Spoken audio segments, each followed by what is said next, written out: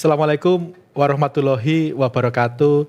Salam sehat sobat semuanya. Ketemu lagi di acara podcast kita tercinta, olahraga dan kamu. Mengapa kamu? Karena kita ingin kamu semua sehat. Nah, di podcast ini kita kedatangan tamu yang istimewa dari daerah istimewa Yogyakarta, dari sebuah wilayah yang sangat istimewa bagi sejarah Yogyakarta, bagi sejarah bangsa ini, dan bagi sejarah Muhammadiyah, yaitu Kota Gede.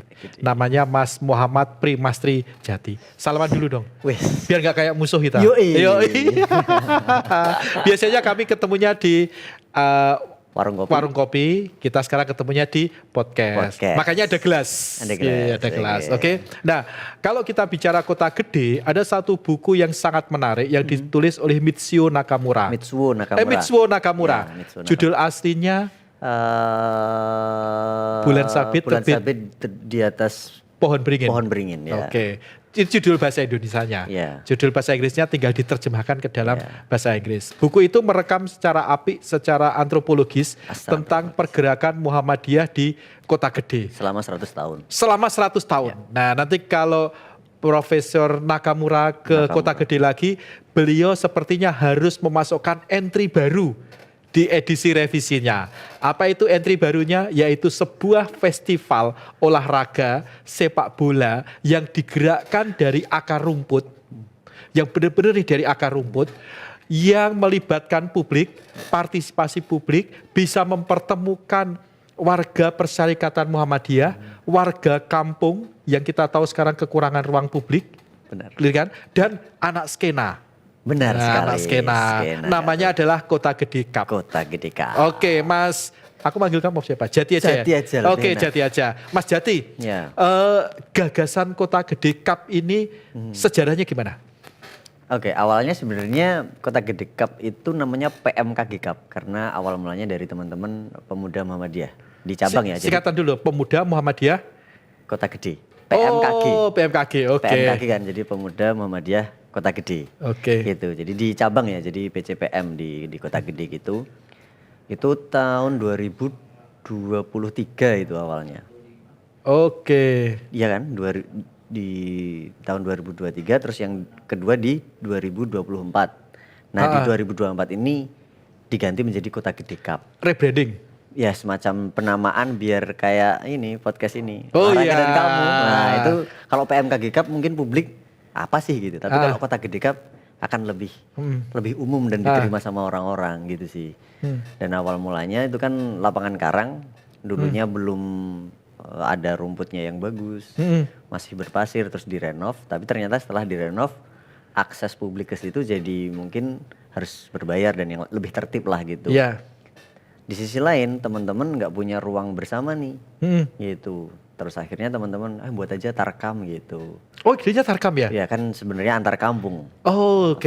Tarkam sebenarnya versi Muhammadiyah itu antar ranting ya, teman-teman semuanya. Iya. Jadi itu kalau di Kota Gede ada 16 ranting. Kota Gede secara wilayah ya, jadi ada beberapa yang dari Banguntapan secara kewilayahan itu masih masuk di PCM Kota Gede gitu, itu ada 16 ranting. Nah, dari 16 itu dibuatkan kompetisi sepak bola ini gitu, yang mana biasanya kan ranting itu isinya belum ada PRPM-nya gitu kan. Iya. Jadi di situ 16 ini diharapannya setiap ranting itu ada pemudanya juga gitu. Oke, jadi menghidupkan pemuda Muhammadiyah melalui sepak bola. Keren banget ini gitu. Istihad yang luar biasa, Mas. Dirimu harus dapat award ini dari teman-teman. Teman-teman yang lain. Komunitas Kota Gede ini. Bener, ya. Gitu. Sebuah rekognisi yang luar biasa. Bener. Karena kalau saya lihat kan di Jogja ini ruang publik untuk apalagi anak muda kan sangat terbatas. Apalagi ngomongin kota ya. Benar. Gitu. Nah, terus kita ngomongin tentang event nih, Mas. Ya. Kalau buat event, kebetulan saya datang di Kota Gede Cup waktu finalnya itu meriah banget. Bagaimana teman-teman di Kota Gede, Mas Jati secara kolektif bersama dengan teman-teman melakukan fundraising, Mas? Oke. Yang jelas di awalnya waktu PMKG Cup itu full tarkam aja. Nah, lalu pas saya mengusulkan kayak wah ini bagusnya jadi Kota Gede Cup nih, terus akhirnya berani ngajakin teman-teman yang lain. Nah itu dari setiap unsur yang ada di dalam kompetisi gitu, penyelenggaraan kompetisi sepak bola, coba kita aktifkan. Dari nggak cuman yang ada di dalam lapangan, tetapi juga yang ada di luar lapangan. Oh, aktivasinya ya? Aktivasinya itu juga macam-macam gitu. Jadi Dirimu dari harus ngelola Liga Indonesia sebenarnya, Mas. terlalu terlalu luas. Liga PP mungkin. Liga PP ya. Nah itu. Nah dari situ akhirnya kayak oh ini bisa nih ada desainernya gitu. Terus akhirnya teman-teman pada waktu itu ada Mas Tara namanya, terus didesainkan sama Tara. Terus karena teman-teman suka nongkrong di coffee shop gitu, ketemulah Mas Jiwi ini vokalis The Kick. Oh, The Kick, band ya. punk dari Kota Gede gitu. Terus pada waktu itu The Kick versus Jeblok di dunia skena musik baru asik gitu, tapi sudah berlarut-larut. Terus tercetuslah, oh kalau buat laga amal gimana ya? Oh iya? Ya terus di luar kompetisi yang 16 ini ada satu laga amal di tengah-tengah perebutan juara 3-4 dan 1-2 itu kita isi The Kick versus Jeblok, selesaikan di lapangan. Oh. Biar menyudahi tweet war dan yang lain-lain, akhirnya mereka nggak manggung konser tetapi mereka bermain sepak bola. Sekaligus di Mas Tara tadi merespon jersey untuk fundraising tadi. Iya. Itu Football for Humanity gitu. Jadi kita setiap yang beli jersey, jadi itu The Kick versus Jeblok gitu di Kota Gede Cup, terus di sininya Football for Humanity kebetulan gak dipakai. Nah itu 100% keuntungan itu kita donasikan ke Palestina. Karena luar Football biasa. for Humanity via Lazismu yang jelas. Via Lazismu. Kalau itu kan untuk charity-nya nih Mas. Tapi yang kedua, kalau kita ngelola pertandingan dengan 16 peserta, kan butuh waktu. Benar. Dirimu dan kawan-kawan kan butuh nyewa lapangan nih. Benar banget. Iya kan? Ya. Perangkat pertandingan juga perlu cukupin hak-haknya. Benar. Gimana dapetin duitnya Mas? Ini kan grassroots banget. Benar. Yang pertama sebenarnya kita melakukan beberapa pendekatan ke pengelola lapangan ya. Karena di tahun pertama itu kita mendapatkan jatah gratis gitu. Tapi ternyata semakin kesini pengelolaan lapangan Karang ini karena semakin rapi dan bagus. Mereka juga akhirnya menerapkan profesionalitas di dalam pengelolaan lapangan. Jadi kita harus sewa gitu. Akhirnya ya mau nggak mau kita habis banyak untuk menyewa sendiri. Kayak kalau satu sesi semalam itu 2 juta dikalikan aja itu berhari-hari. Bisa habis belasan sendiri untuk sewa sendiri gitu kan. Nah akhirnya dari situ gimana ya caranya ya gitu. Nah teman-teman kalau sebelumnya mungkin mengkonsep sponsor ya. Ini kan menggunakan proposal gitu kan. Biasanya proposalnya berbentuknya kayak lebih ke proposal donatur gitu kan. Nah coba kita layout, kita coba pendekatan proposal ini seperti teman-teman yang ada mungkin kayak proposalnya PSS Sleman. Kita hadirkan di situ spot sponsor tuh bisa apa aja dan ngapain aja, kita layout di dalam situ gitu. Dan akhirnya karena di pinggir lapangan Karang kan itu ada apa sih kayak jaring-jaring gitu kan. Jaring ya. Nah di jaring itu kita coba tawarkan ke pengusaha-pengusaha lokal gitu. Oh ngidupin UMKM lokal juga ya. Bener, kayak kalau di majalah ada iklan. Nah ini versi iklan kita adalah di adboard lah. Adboardnya ya. Istilah profesionalnya adboard, tapi karena tidak ada adboard ya udah kita gunakan jaring terus kita placement lah si brand-brand ini. Dan akhirnya banyak juga yang mau gitu. Oke, jadi kapan lagi sih Mas Kota Gede Cup? Promosikan dong ke para sponsor Mas. Akhir Desember. Akhir Desember. Nah itu kebetulan Aum yang ada di Kota Gede aja. Mungkin kalau di luar Kota Gede ada yang tertarik juga mau ikut, boleh gitu sih. Amal usaha Muhammadiyah maupun pelaku usaha di Kota Gede maupun di seluruh Nusantara, silahkan Nusantara. pasang loh. Saya endorse. Iya, terima kasih. Kita harus kolaborasi, saling dukung. Bener. Nah, Mas, kalau kita ngomongin tentang Tarkam, itu kan identik dengan chaos. Yes. Ada nggak rusuhnya? Ada dong. Oh ada. Itulah fungsinya kokam. Oh iya. Iya, kita untungnya kokamnya juga sempat mengalami masalah di dalam kayak kaderisasi, nyoba orang untuk masuk. Tapi ternyata dengan acara-acara kayak gini lebih enak ngajaknya karena acaranya jelas. Tugasnya ngapain aja gitu. Karena tribun di lapangan kami itu kan terbatas ya, beda kayak kalau lapangan-lapangan besar mungkin bisa puluhan ribu. 500 ya kurang lebih itu. Ya itu 500 sudah terlalu banyak, ini 300 aja udah full gitu. Nah akhirnya kita nyoba menerapkan kayak tiketing, tapi kita serahkan ke ranting masing-masing. Oh iya? Ya biar terjadi apa sih, fanbase ya. Oh fanbase. Kayak mungkin kalau di supporter itu ada laskar gitu ya. Nah itu kita mencoba manajemen supporter juga, mulai kita apa ya kayak kaji ada nggak sih tata caranya, dan ternyata ada gitu. Oke. Iya kan. Nah, hal lain Mas.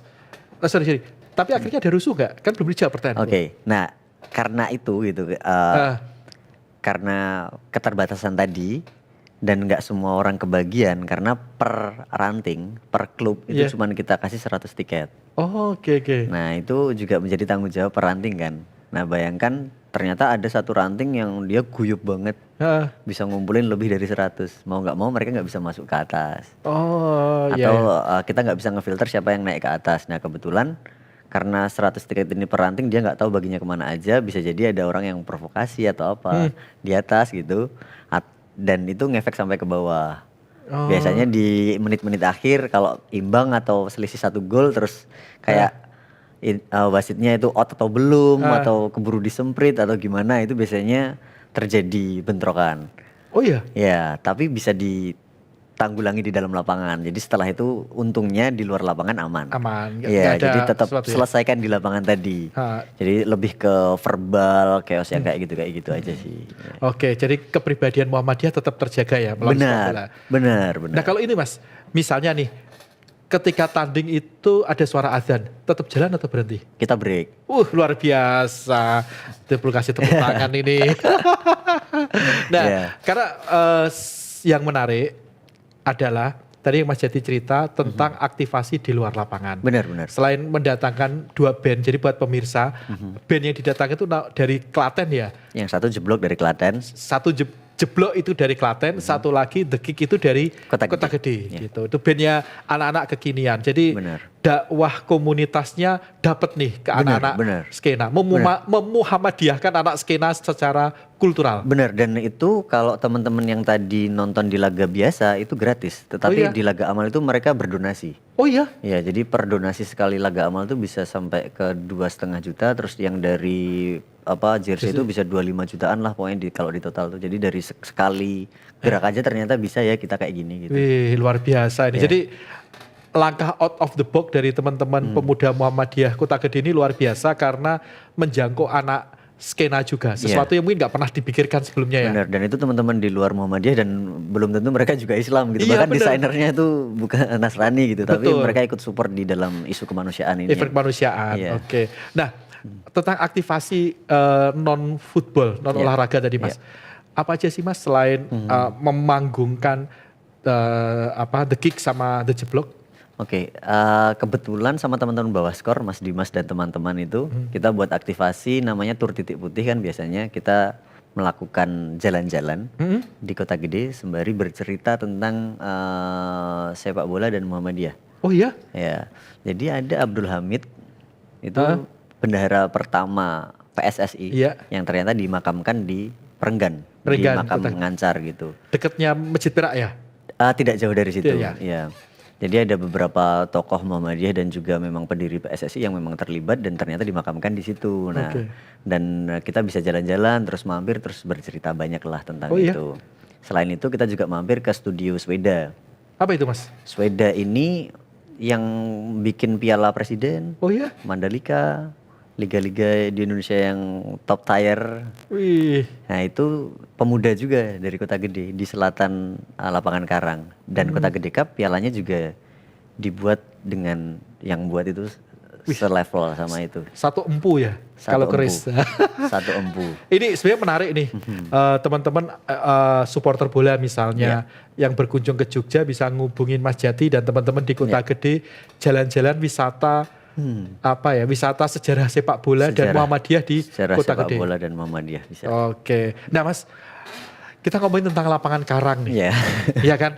Lapangan Karang ini kan lapangan yang sangat bersejarah. Oke. Dirimu kan asli Kota Gede nih. Apa memori terindah dari Mas Jati dan teman-teman Kota Gede tentang lapangan Karang? Kalau aku pribadi indah dan memalukan sebenarnya. Oh iya. Jadi waktu gempa 2006 itu pertama kali aku tuh lolos seleksi Jogja Timur pada waktu itu, masih SD. Jadi SD itu kan kalau sepak bola itu harus tertib, disiplin, latihan dan yang lain-lain. Akhirnya seleksi dan lolos tuh seneng banget kan.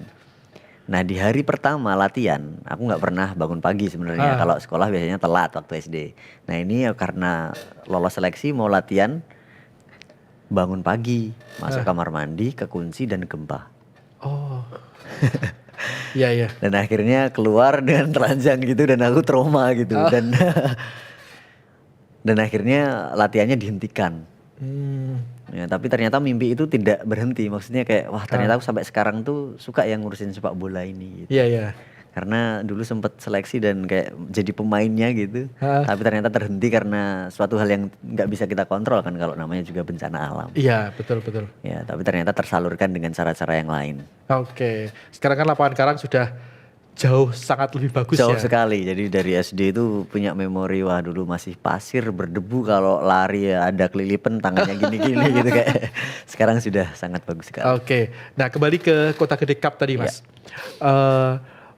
Yang poin penting kalau kita membuat acara event melibatkan komunitas itu kan adalah kesadaran komunitas untuk engage terlibat dalam event itu. Benar. Nah, bagaimana Mas Jati punya resep kepada pimpinan Muhammadiyah terutama di Kota Gede, Ortom, bahkan warga, tokoh masyarakat yang saya lihat itu kan hampir semua support banget dengan Kota Gede Cup. Oke.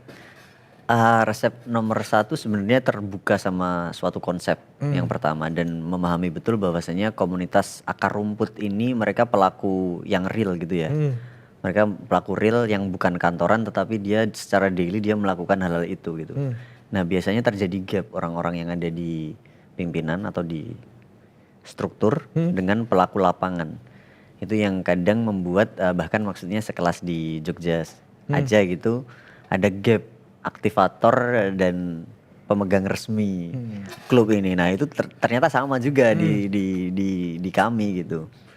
Ketika itu sudah terbuka, ya mulai listing dan melakukan pendekatan ke teman-teman komunitas sesuai dengan apa yang dilakukan. Misalnya kalau teman-teman itu ada yang jalan-jalan sambil cerita sejarah tapi sambil mungut-mungut sampah. Oh iya? Ya ada juga itu yang kita lakukan di tahun sebelumnya tapi di event yang lain. Nah itu akhirnya sambil menjelaskan oh ini ada pilah sampah ini jenis apa dan yang lain-lain gitu. Itu satu. Yang dua mungkin mengaktifasi hal-hal yang sudah ada aja dulu gitu. Barangkali ada nih pengrajin sekelas Sweda yang sudah dia desainin Mandalika Piala Presiden tapi nggak dijawil, nggak diikut sertakan. Nah ketika ada tuh tinggal dipilihkan dia bisa berpartisipasi di sebelah mananya gitu. Itu kan kayak wah dia besar di situ tapi ketika kita mengadakan acara yang serupa gitu tidak dilibatkan kan rasanya juga nggak engage kan gitu. Nah itu kadang berjarak. Ya, jadi perlu juga mengetahui apa yang ada di grassroots di akar rumput gitu.